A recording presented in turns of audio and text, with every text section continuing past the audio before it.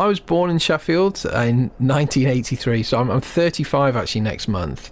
I grew up here. I went to Dobcroft Junior School and went to High Stores. And I became a Christian when I was 12, so that's kind of where my faith journey started, actually in Notre Dame School Hall.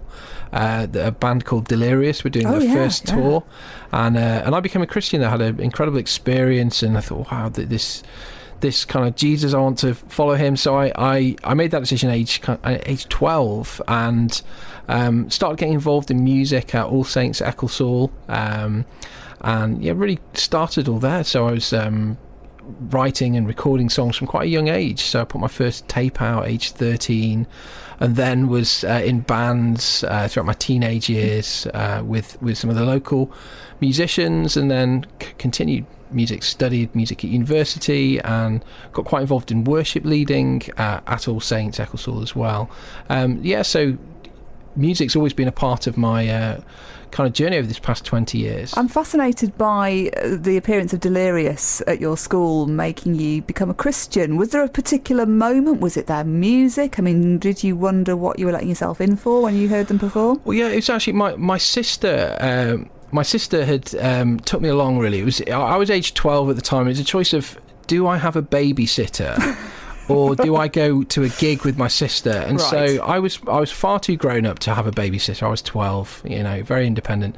So I went along to this concert, and I'd been to church when I was younger. I wasn't unfamiliar with church. I'd been, from a young age, kind of a few times a year. I'd been to Sunday school on and off. But what I experienced in this concert was very different to what I'd experienced on a Sunday morning. And I just kind of got really swept up in the worship. I remember a moment where the worship was very spontaneous, and I just had this incredible feeling. It was a real kind of spiritual experience, and it left me with no doubt that God was real. He was real to me. And when a chap got up to speak, I think it was a guy called Floyd McClung. He was touring with the band, speaking, and he talked about his journey of faith, and I just thought, I want what this guy has, and that was a relationship with God. So I kind of put my hand up and said, I want to follow Jesus, and that was that in 1996. And was it also from that moment that faith and music went together for you, or did that come later? Well, I tried piano lessons when I was 7. I didn't like the academic approach. I gave that up. I then tried guitar again at 10.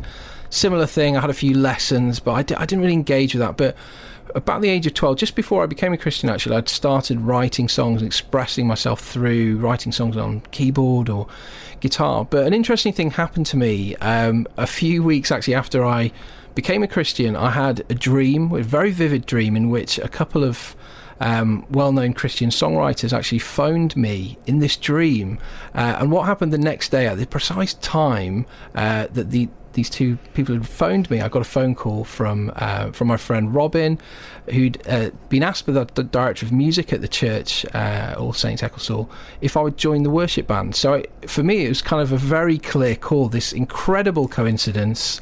Obviously, as a spiritual person, I think it's not kind of a coincidence. I feel it's a call, but it's just an incredible sense of purpose I had from quite a young age. So I really got my teeth stuck into writing, recording music, having bands, started touring from, kind of the age of 14, 15, was out kind of travelling with music, and just, kind of really got into it. And so it's always been quite intertwined, but I've enjoyed working with all kinds of different musicians, different kinds of music styles, but have always, since that time, had some involvement with music in the church. Often when we've been speaking, it's been about, Christian artists, some of whom wear their faith on their sleeve more than others, most notably Philippa Hanna.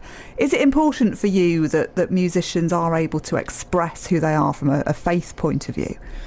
I think it's important that musicians are authentic, and some musicians have very clear audiences, and for some Christian artists, if you're open about your faith, it will mean some people won't like your music because they have a different worldview, they have a different faith or no faith, and that doesn't sit right with them.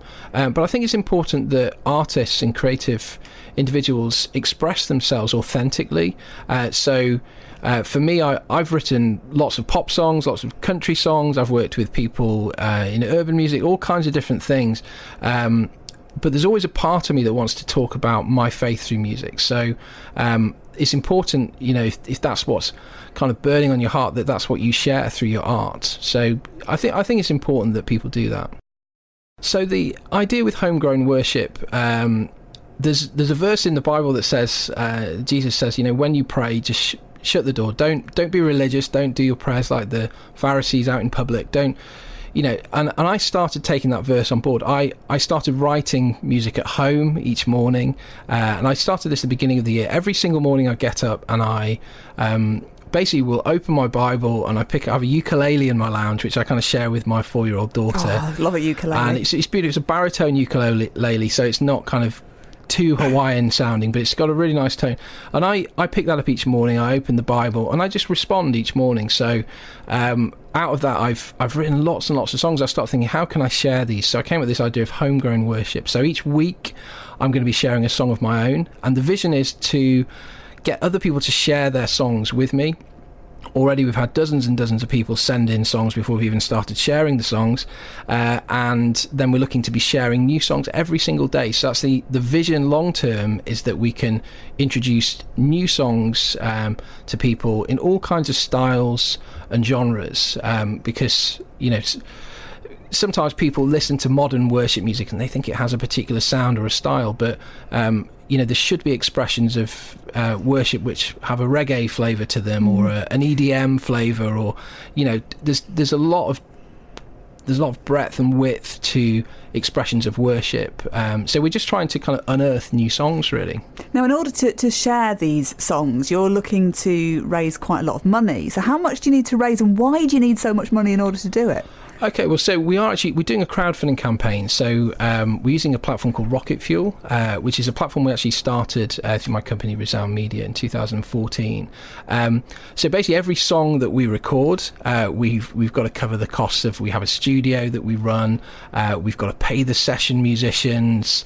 We're creating lyric videos, chord charts. We've got an administrator working on all these releases. So it costs us quite a bit of money for each song. We're doing these to a really good quality, and then basically we're looking to be able to listen to songs that people are sending to us, give feedback. Yesterday we ran our first Homegrown Worship Songwriters Retreat as well, so we had 6 songwriters meet with us and spend a day where we did writing and looked at different ideas of how to kind of unlock the kind of creative flow that songwriters are looking for. So yeah, there's lots and lots of things that go. Effectively, it's a bit like running a new record company in a way.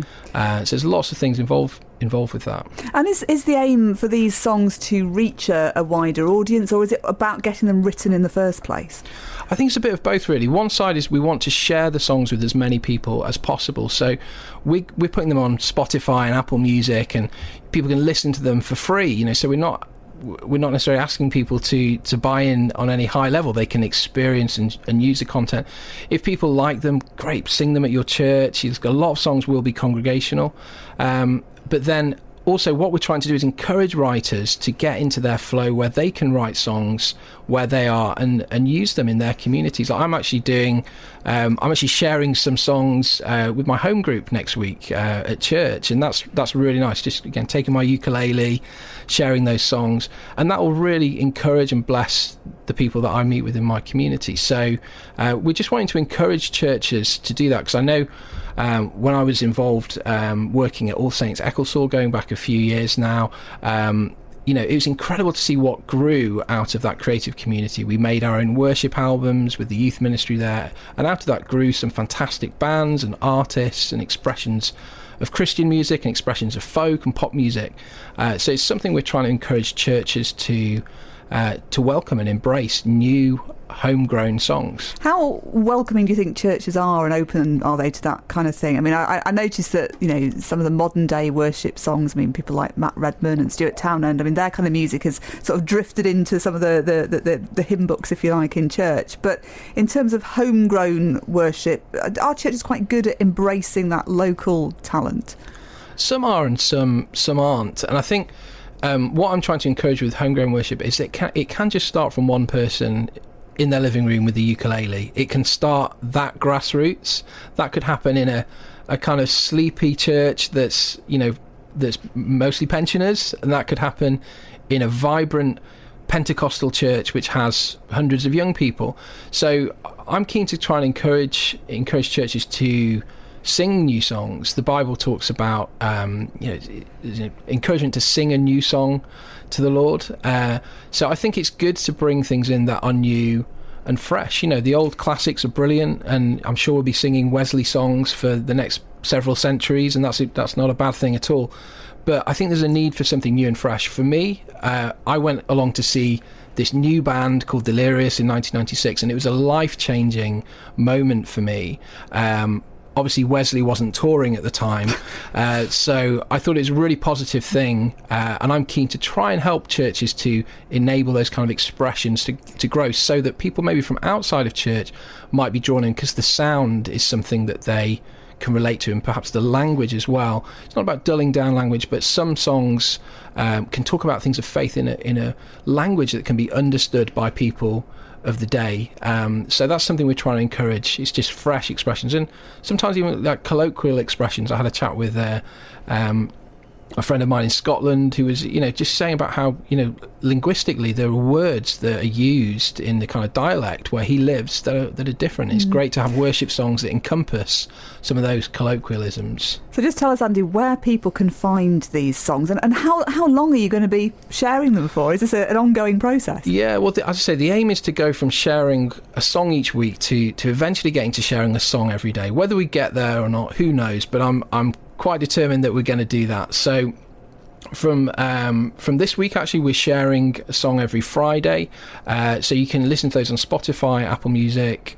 You can go to our website, homegrownworship.com, and there you can find a lyric video which will be on YouTube. You can find the links to iTunes and the streaming platforms, and you can read a blog about the inspiration behind the song as well, so you can get a sense of what the song is about, where it's come from, and social media as well. People can connect with us via social media. Sounds fantastic. And who knows, we may have some of the stars of the future sitting in this studio telling us about some of the songs that they've shared via your website in the future. Let's hope so. Andy, good to talk to you on BBC Radio Sheffield.